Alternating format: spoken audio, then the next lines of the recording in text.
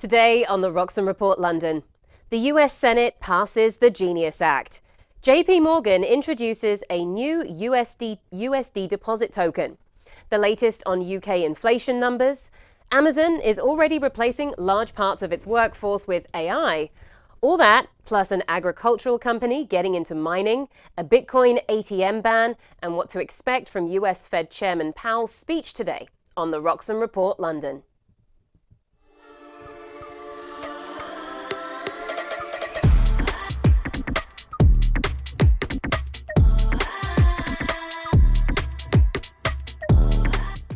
Welcome to the Roxom Report London. I'm Ione Butler, coming to you live from our studio in the heart of the capital. As the city contends with a heatwave, we're staying cool and focused, bringing you the latest from the world of finance, tech, and digital assets. First up, we're jumping into the biggest Bitcoin story making waves today. This is Top of the Block. Okay.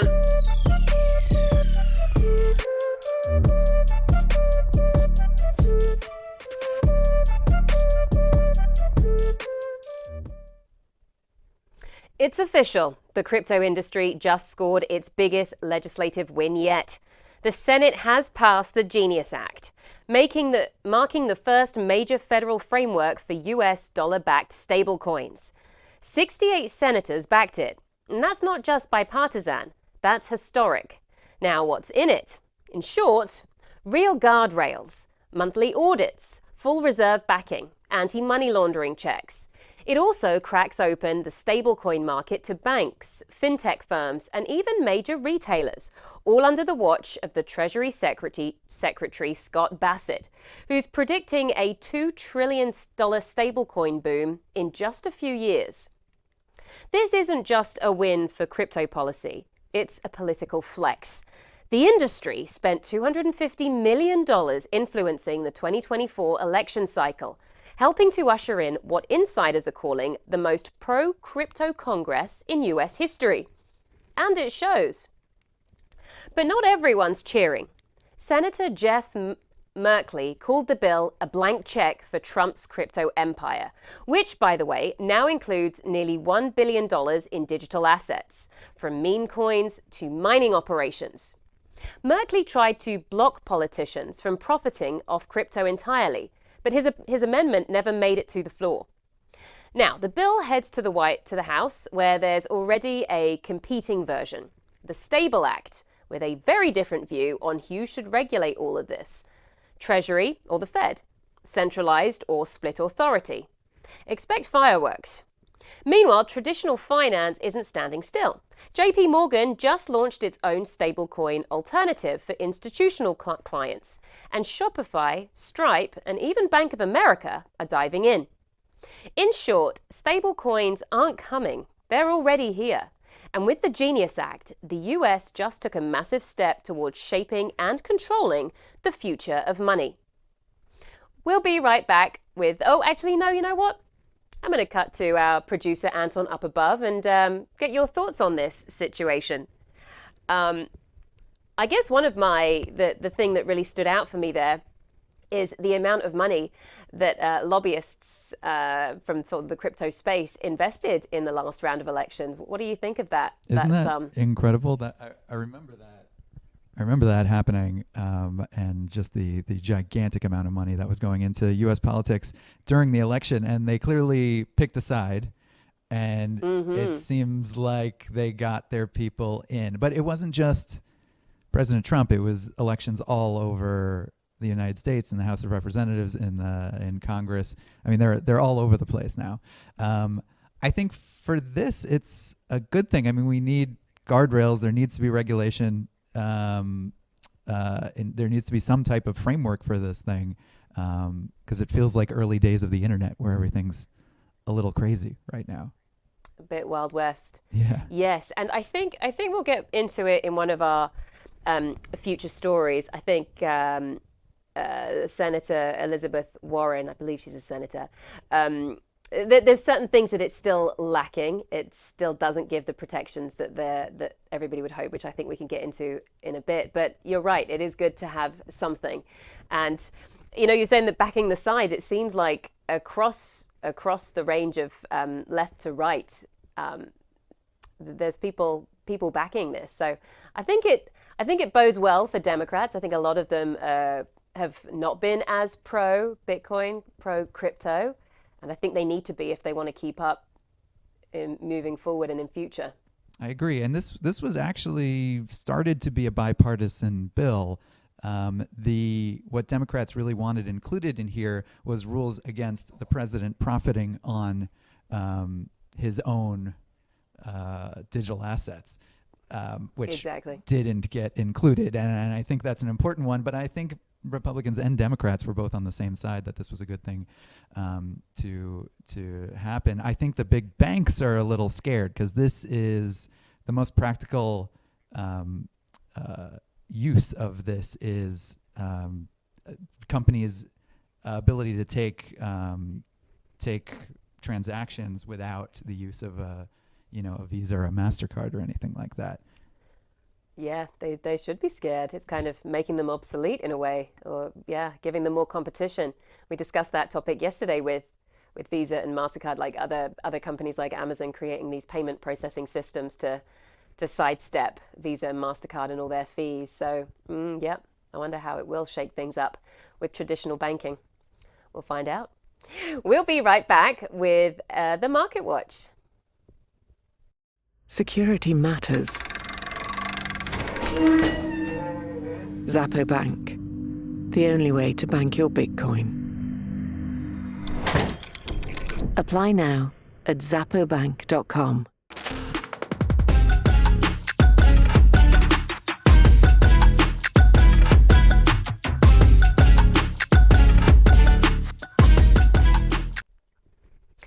Welcome back to the Market Watch. Let's first check out how the markets are moving in Europe. Can we bring, perfect, we can see that there. So we're seeing a somewhat mixed but generally negative picture across the continent. London's FTSE 100 index currently trading slightly higher at 8,846. Which is only a sort of slight increase. This comes after yesterday's UK inflation data, which continues to be the key focus for the Bank of England and its next rate decision expected tomorrow. The current bank rate stands at 4.25%. Over in Frankfurt, Germany's DAX 40 is also in slightly negative territory, down 0.27%, currently at 23,372 euros. The Eurozone's largest economy is still navigating a path to recovery, with the latest outlook suggesting a moderate rebound for Germany in 2026 after some stagnation this year. French equities are also participating in the cautious downtick. Yes, the CAC 40 at 7,673, down 0.14%, which is just a slight fall this afternoon. Now, across the broader Eurozone, the Euro Stoxx 50 index is reflecting this sentiment, currently trading modestly down at, 5,275, that's down 0.26%.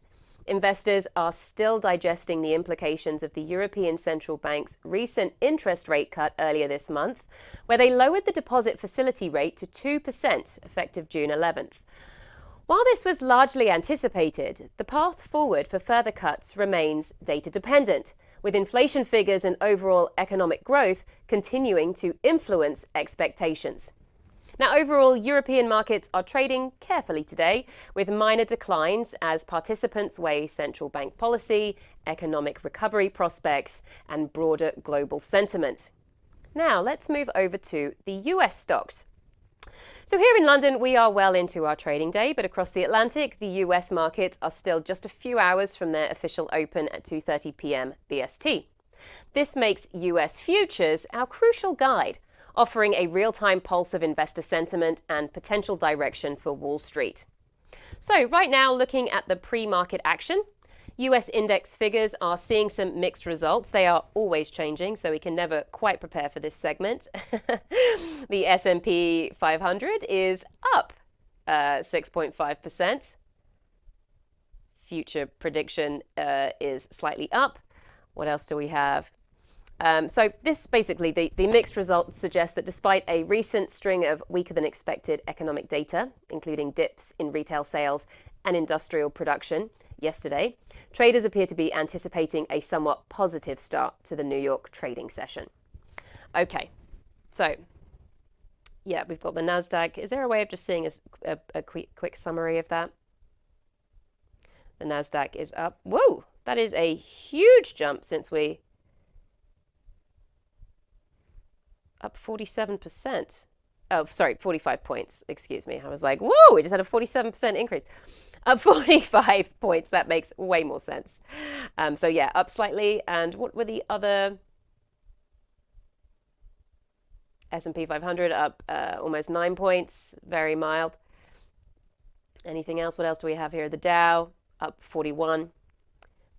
Yeah, as we were saying, sort of modest inclines. Okay, let's move on to the commodities. Crude oil futures, how are they performing? Seeing modest inclines. Now, there's been some mild selling pressure this afternoon. Meanwhile, gold futures, which are often seen as a safe haven asset, are also showing a small increase, I think, now. Oh, nope, gold has the dip. If we can even call it that, down at 0.09 cents, I think that is. This is perhaps hinting at a slight improvement in the overall market confidence, or just profit taking after recent movements.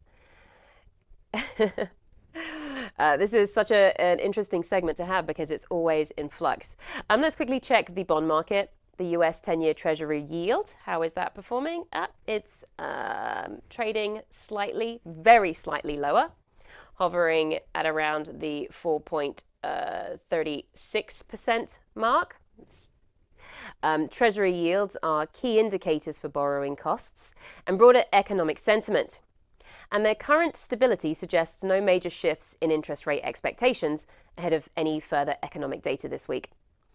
Overall, as we approach the US Open at 2:30 p.m., the futures market presents a picture of guarded optimism, with major index futures signaling a tentative move higher. We'll also be watching closely to see if this early sentiment translates into sustained gains once the cash markets officially begin trading. Now, let's dig in a little deeper to what's been going on in the world of Bitcoin. As of this afternoon, Bitcoin has experienced a slight dip in price over the past 24 hours, currently trading at around 104,418. It's been in the 104,000 to 105,000 mark over the last 24 hours, and that's about a 0.7 to 1.8% decline in that period, depending on the exact exchange data. After recently testing resistance levels closer to 108 or even 110,000 in the past few days. So, what are the reasons for this recent pullback? Several factors could be contributing to this. One key element often at play in crypto markets is profit taking. Now, after a period where Bitcoin saw a run-up, particularly those higher resistance levels, it's common for some investors to sell off a portion of their holdings to lock in gains. Another significant driver mentioned by analysts is macroeconomic uncertainty and geopolitical tensions. We've seen reports pointing to concerns sparked by comments regarding Middle East tensions, specifically remarks from US President Trump that have led to a broader risk-off sentiment in markets. And crypto is not immune to that. When investors perceive increased global instability, they often move away from riskier assets like Bitcoin and into perceived safe havens, even if only temporary. Furthermore, from a technical analysis perspective, Bitcoin has been facing strong resistance around the 108 to 110,000 levels. Repeated failures to break decisively above these points can lead to downward pressure as traders lose conviction in immediate upward momentum. There's also some talk about a soft reversal point after a recent uptrend, suggesting that the current dip could be a normal short-term correction or consolidation, as long as it doesn't break key support levels. Okay, we're going to move on to a story that is in line with the sort of market rate, and that is, speaking of Bitcoin's recent movements and its often volatile nature, much of its short-term future, along with the broader Wall Street picture, hinges on a single pivotal event later today, and that is the Federal Reserve's next move. It's a big day ahead as financial markets everywhere are bracing for the Fed's interest rate decision. At today's meeting, the US central bank is widely expected to hold interest rates steady, keeping them in that 4.25 to 4.5% range since December. In fact, according to the CME FedWatch tool, there's a near 99.9% chance that that's exactly what they'll do. So in other words, no surprises are truly expected on the rate itself.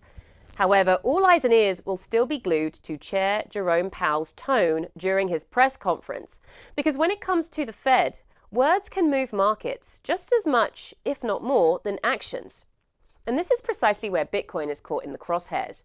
While it's trading at just above 104,000 this afternoon, down about 1% in the last 24 hours, its potential trajectory is what traders are truly watching. Analysts are pointing to two significant pressure valves: geopolitics and the Fed's stance. A de-escalation in global tensions, or even a slightly more dovish shift from Chair Powell, meaning a hint that rates might not stay elevated for as long as previously thought, could ignite a bullish breakout for Bitcoin. Some experts are eyeing a potential jump towards 115,000 or even 120,000.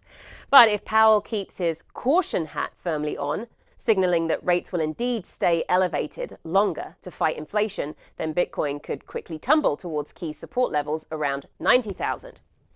Now, this pivotal moment really highlights the almost oddly tight dance between the crypto world and traditional central banks. Bitcoin was fundamentally built as an escape from traditional monetary policy and government control, yet these days, it trades almost like the ultimate risk asset. If Powell so much as hints at softening his stance, Bitcoin surges. If not, the bears tend to come out. Now, what makes this week particularly critical even, is the contradiction baked into the latest economic data. Inflation appears to be cooling, but uncertainty, especially around global trade tariffs and ongoing geopolitical tensions, certainly isn't. This leaves Chair Powell in a delicate wait-and-see mode, and markets leaning in, passing every single syllable. So stay tuned, because the next 24 hours we might not just learn the Federal Reserve's mood, we might actually see the next chapter in Bitcoin's wild story write itself in real time. Ooh, that was a lot of information. We're going to take a quick break and we'll be right back with the global gist. Security matters. Zappo Bank. The only way to bank your Bitcoin. Apply now at zappobank.com.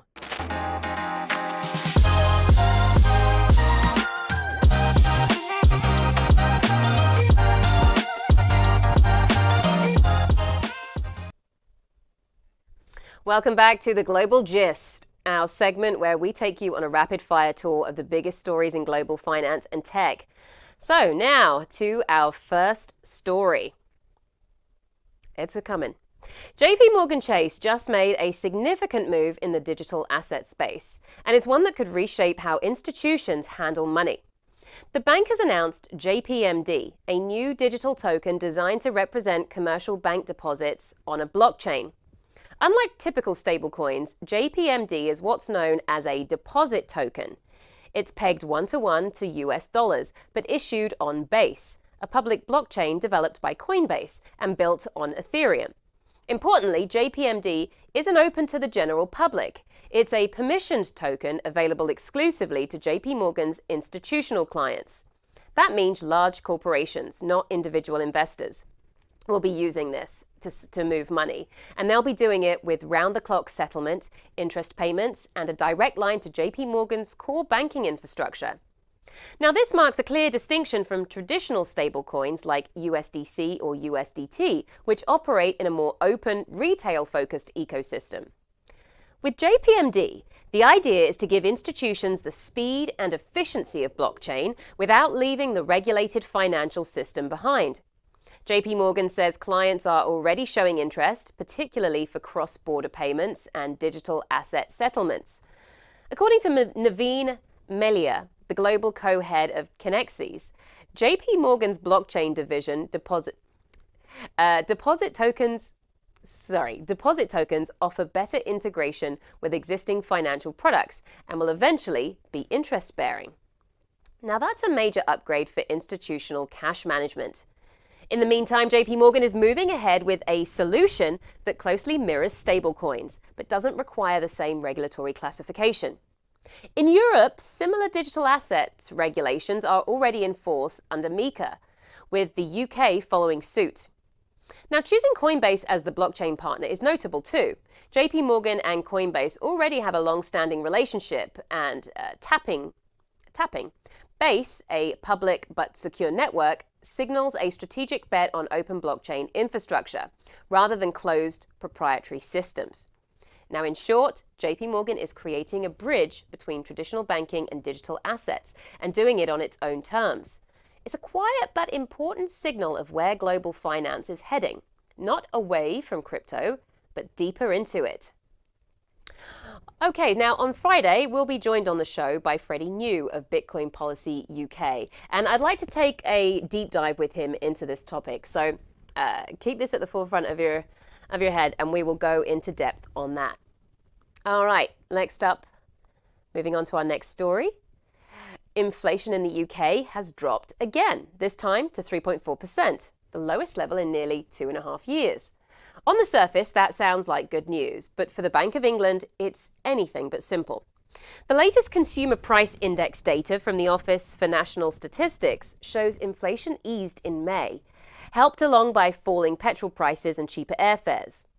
Core inflation, which strips out more volatile items like food and energy, also edged down from 3.8% to 3.5%. Even services inflation, one of the stickier components, finally saw a meaningful drop from 5.4% to 4.7%. So, does that clear the path for interest rate cuts? Well, not quite. The Bank of England meets this Thursday, and while pressure is building to ease rates, especially with unemployment ticking up, wage growth calling, and GDP contracting in April, the consensus is that the bank will hold at 4.25%. Why? Well, because 3.4% is still way above the 2% inflation target. And a closer look at the data suggests the recent fall was driven more by fuel and transport costs than broad-based disinflation. Meanwhile, persistent wage growth and increased government spending are keeping inflation pressures alive. And economists say it may stay above 3% through the end of the year. There's also the added layer of uncertainty. The ONS admitted it overestimated April's inflation by about 0.1% due to a car tax weighing error. It won't revise the headline number, but it does raise the questions about the precision of the data policymakers rely on. And then there's the geopolitical picture. Ongoing tensions in the Middle East are fueling uncertainty in global markets, which could feed back into inflation later this year. So, while the direction of travel is right, the Bank of England's path forward remains narrow. For now, one thing is clear. Progress is being made, but the finish line isn't in sight yet. Okay. I'm going to go to Anton, our producer up above, I like to call him. Any thoughts that you have on this inflation is slowing? Yeah, positive for the UK. We covered a story yesterday that showed that the economy shrank in the UK year over year. So I don't know. It's sort of I wouldn't say it's a bleak economic outlook for the UK, but it's definitely not. The sun is not shining despite the actual weather here in London right now. Yes. I think the UK is in a weird spot. They're sort of ahead of Europe in terms of their negotiations on the tariff front. They have a lot of, like, all the rich people here are leaving for greener pastures where they're taxed less, and I don't know what the UK is going to lean into in terms of their major industry in the future. You have spent a lot of time in the UK, obviously. You've spent a lot of time in the States. Do you see a big difference in terms of business and maybe entrepreneurship between the two countries? Yeah, I would definitely so. I think it's a lot harder in the UK to have a business. Just so much regulation, so much taxes and fees. It's really not a place that that I would want to start a business for sure. I mean, just something as very simple as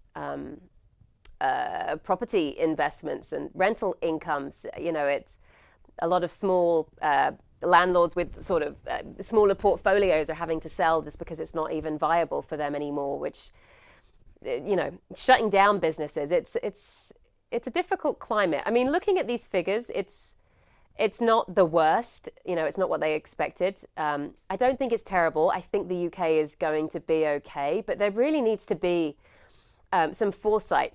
I think the problem with the UK government is they make all these big brash decisions without thinking of the implications of any of them, and it keeps happening over and over and over again. It's like this will have an effect. Yeah. So, back to property again with landlords and things. The legislation that they want to introduce, the tenant reform bill. Great, people do need more protections against rogue landlords, but making it so unappealing and difficult for even good landlords to exist and make a profit and not be in the red, that's going too far. There definitely needs to be some more thought. So I do think it is easier to have businesses in the US. That would be where I would choose to start a business over here. But I don't think I think things are still looking good for the UK. I think it's still a strong economy and is doing well. So I wonder where the UK could pivot. I mean, it obviously the greatest growth industry is tech, and yeah, all the tech is in the US. The UK is an English-speaking country. I feel like a lot of people are either tired of living in the US or tired of the prices there. If things could get a little more comfortable, not that prices in London are any different from, say, major tech hubs like San Francisco or New York or Austin, but if there's some type of appeal, and I think that would just be financial, they could start growing something really interesting here. I totally agree, but I think they've gone the other way. What was the changed? There was a legislation that if you sell a tech startup up to a certain amount, I think it was 10 million, you don't pay capital gains on it, and they recently got rid of that, which has driven away some innovation in tech. So yeah, that was any I think startup. you're absolutely right. So that was across the board. Right. So yeah, really disincentivizing, entrepreneurialism. So yeah, I think if it was more appealing, it would bring business here. And I think that's something that the government needs to think about. All right. Thank you. We're going to take a short commercial break, and we'll be back with some more Global Gist stories. Security matters. Zappo Bank. The only way to bank your Bitcoin. Apply now at zappobank.com.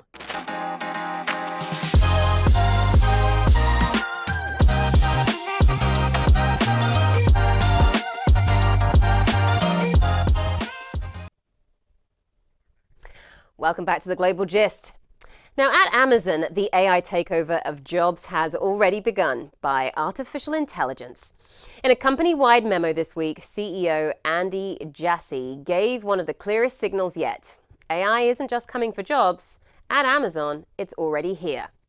Jassy told employees to be cautious about AI, but also, to be curious about AI. They probably will be cautious, but also warned that this curiosity should come with a clear-eyed understanding of what's next. Over the next few years, Amazon expects its corporate workforce to shrink, not through layoffs necessarily, but through what Jassy calls efficiency gains.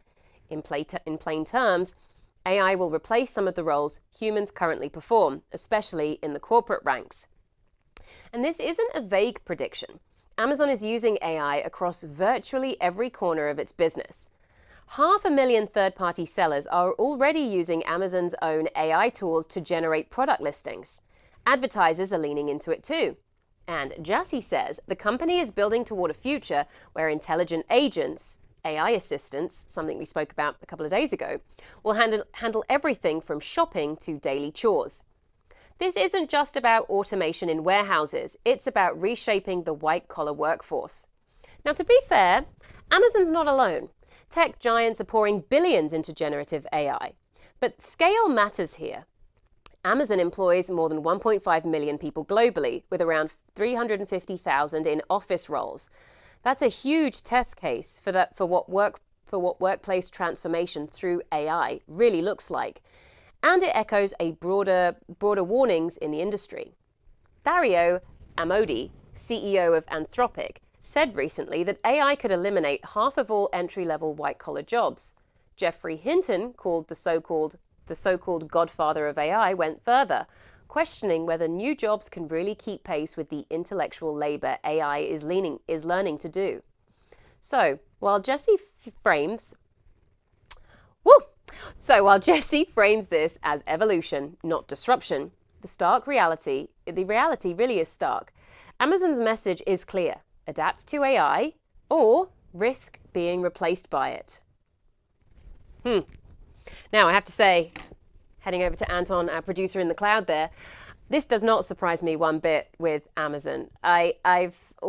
Automation, getting rid of people, has always been a very clear target for them. So this doesn't surprise me one bit. What's your take on this? Not at all. It just makes me think of everything they were trying to do with keeping unions away over the last few years. They didn't really seem to have an end game in terms of how to keep their workforce happy. It was just buying time until they could get AI systems and robots into place so that they could wean out all the humans involved. I thought it was really interesting them talking about how at the corporate level there's going to be a lot of replacement. Yeah. I'm sure that scared a lot of people who thought they were safe. Yeah, I bet it did. And I, as I was going through it, I also thought of this guy himself, the CEO himself. What if he eventually is replaced? I think I can't remember which one it was, but I think it was a CEO of one of the Fortune 500 companies that, eventually it'll come. The jobs, AI is going to come for all of us. And I wonder when we'll start seeing layoffs of CEOs to AI, which kind of sounds funny and far-fetched, but very possible. Definitely. This was a major point of conversation during the strikes in Hollywood, that the studios wanted to use AI and writers and actors were worried about themselves being replaced. It wasn't a counterpoint to any argument. It was just sort of a plea of, if they're coming for us now, the sort of the grunt workers, the people on the ground doing stuff, the people who are just making calculated decisions are not far behind. They're just more protected because they're in a higher position, but that's even easier to replace exactly than a performance.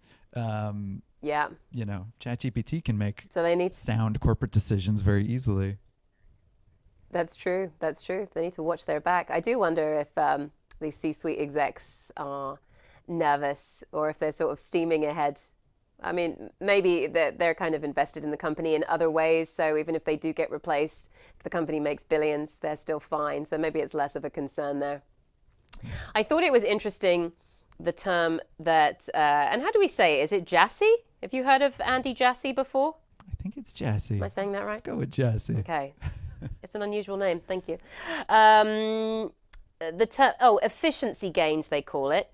The workforce is going to shrink, not necessarily through layoffs, but efficiency gains. Now, I've heard other CEOs talking about this, that they're freezing hiring. They're not bringing on any more people. They're just sort of using automation with the staff that they have. And as their workforce will shrink as people leave and they don't get replaced, and those jobs get filled by AI and the remaining employees being more efficient.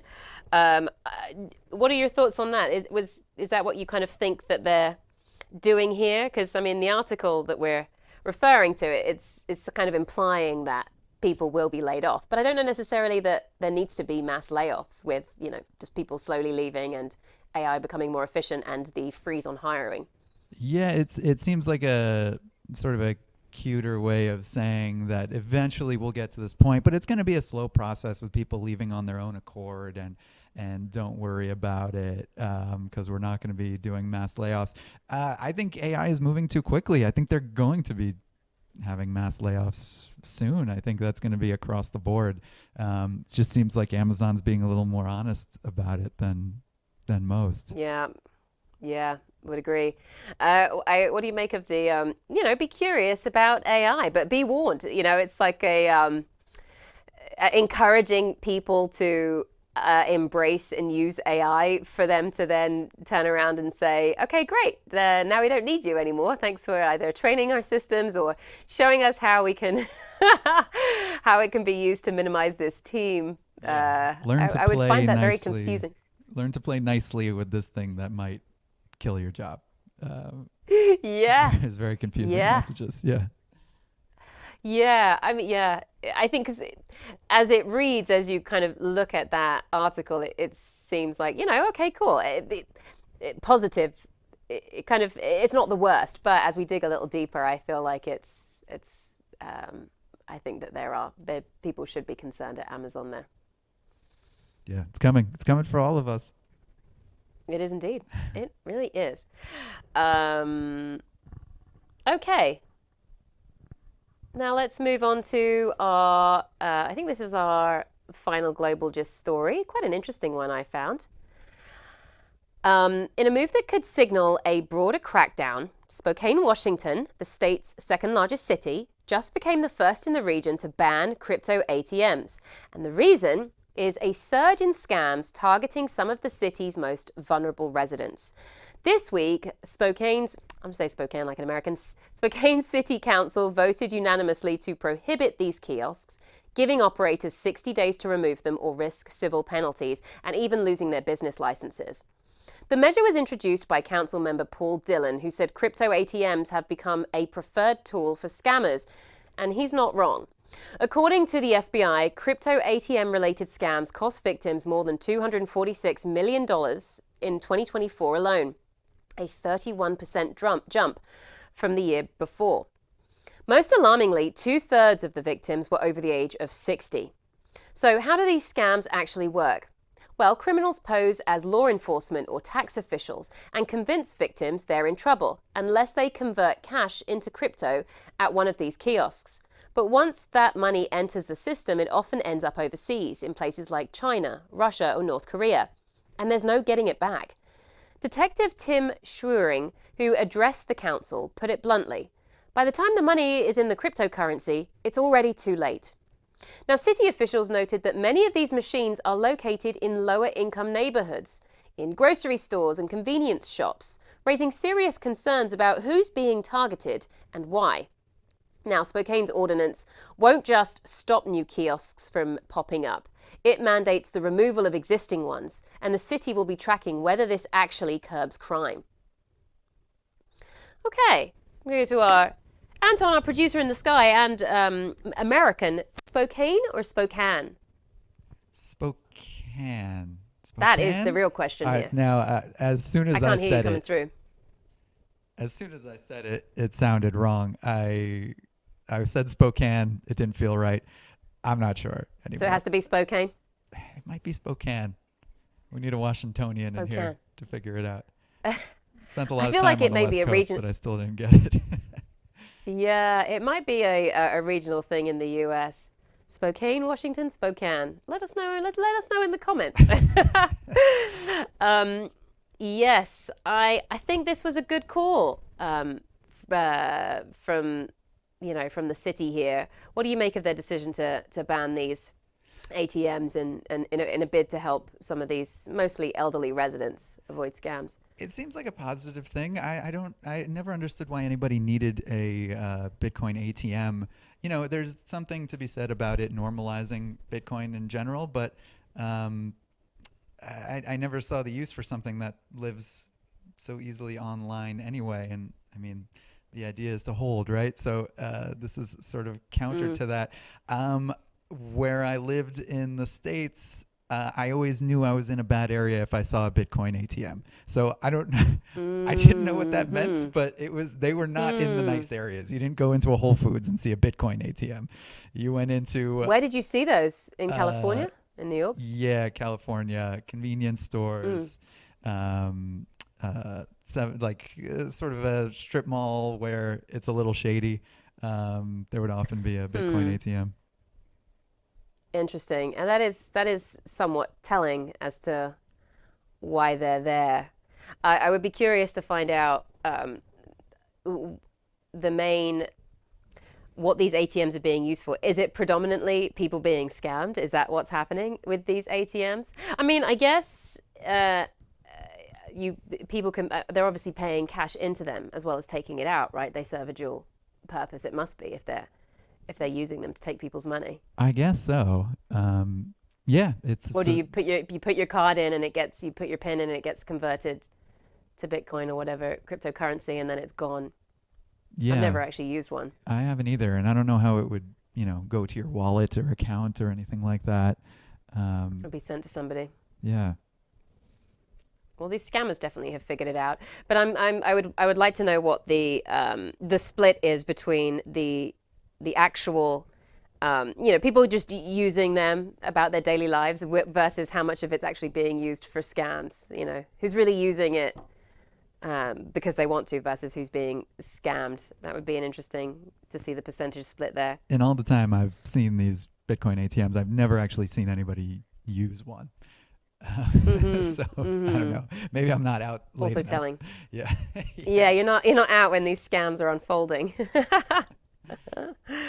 Do you think that this ban will reduce the incidence of crypto scams, or is it just going to shift where they occur? Well, it feels like to me like a Bitcoin ATM scam is like the last thing we need to really be worried about. I mean, that's sort of like a holdup, right? Just I don't know. I mean, obviously removing them, you can't do them anymore. That'll help, right. But I feel like there's bigger things to worry about. Hopefully it will help that vulnerable community of sort of 60 plus that are being targeted, because I don't see them going through the complex process of creating a Coinbase account and having a wallet and sending Bitcoin. Like, I don't see them going through those stages. They'll still be scammed in other ways, I'm sure, but at least it might protect that vulnerable community a little bit from these scams. I just pulled up an article about how Bitcoin ATMs work here. So it looks like the ATM itself does connect to your wallet, and then you can transfer fiat currency or vice versa. I see. Thanks for that. All right, we're going to, I'm just going to keep going because we're kind of nearing the end of our show. Moving on to our next segment, which is Buck the System. You want to fancy showing our cool little stinger that we have? Let's talk to our operator Gasti. We got a lot of people behind the scenes here, so let's ready that Buck the System stinger, and we'll stinger to Ione on left cam. Okay. Hearing how the sausage is made.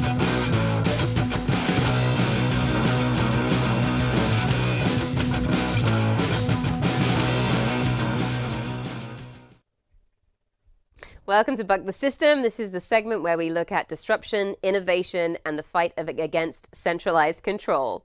This isn't just about Bitcoin. It's about powerful stories that embody decentralization, transparency, and freedom, and fundamentally reshape how things are done. Okay, our story takes us to Alberta, Canada, where AgriForce, a small agri-tech firm, has officially launched its first gas-powered Bitcoin mining facility. They're using standard natural gas, the kind of energy that usually gets wasted, to power industrial crypto infrastructure in a rural town called Berwyn. Right now, this site is running 120 ASIC miners, producing, excuse me if I've said that wrong, producing over 32 petahashes per second. But this is just the beginning. AgriForce is planning a second phase, expanding capacity by another 200 kilowatts, and says it's on track to scale up to 1 exahash per second by early 2026. So why does this matter? Well, because this isn't just about Bitcoin. This is about what happens when off-grid energy meets decentralized tech. AgriForce is building a modular infrastructure, not just to mine crypto, but to power AI workloads, industrial edge computing, and more. The whole thing sidesteps traditional power grids by monetizing energy that would otherwise be burned off as waste. Now, this isn't a brand new idea. Flared gas mining has been gaining traction among crypto miners for years, but AgriForce is packaging it with real-time emissions monitoring and carbon tracking in partnership with Blue Flare Energy. And the two companies have already signed a deal to build out 2 more sites in Alberta, in Oyen and Hinton, which together could add 1.3 megawatts of compute power. So yes, this is still Bitcoin mining, but it's also a bold play at the intersection of energy, infrastructure, and digital finance. AgriForce has already mined 7 Bitcoins from its Alberta and Ohio sites and says it will hold on to half of its stock while reinvesting the rest into expansion. It's a small company making a big bet that the future of compute won't be plugged into the grid. It won't be plugged into the grid. It will be built wherever there's untapped energy ready to be switched on. Okay. Anton, in the cloud, any thoughts on this just before we wrap up the show? I think I like it. I like the innovation. I like the creativity. I like the use of using gas that would otherwise be wasted.